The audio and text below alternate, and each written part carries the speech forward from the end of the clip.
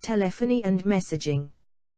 The Contacts Manager features a tabbed interface, which displays all contacts and the favorites.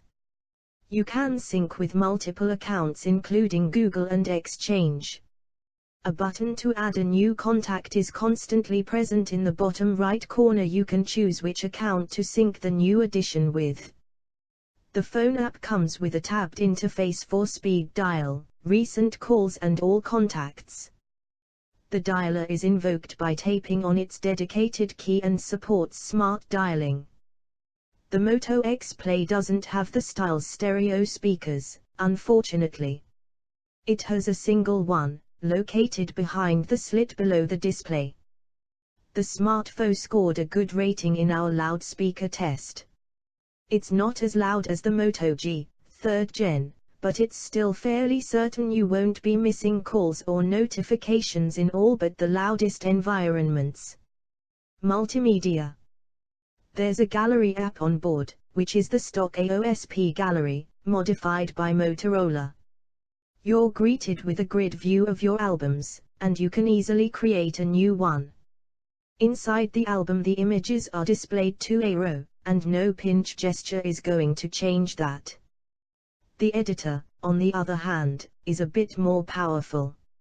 It offers the obvious cropping, rotation and mirroring, color filters and picture frames, but also more serious editing like curves adjustment. There's no dedicated video player, the task is handled from within the gallery. It doesn't do a terribly good job and refuses to play DivX, WMV and MOV files. MP4 and 16D videos play fine, but you'd be needing a third-party app if you do any video watching on the Moto X Play. Finally, Google Play Music is the default player for your tunes on the Moto X Play.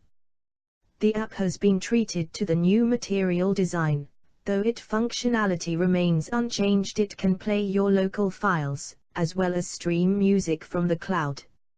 Audio output impresses with loudness, clarity. The Motorola Moto X Play may not be a proper flagship, but its audio output is certainly worthy of one.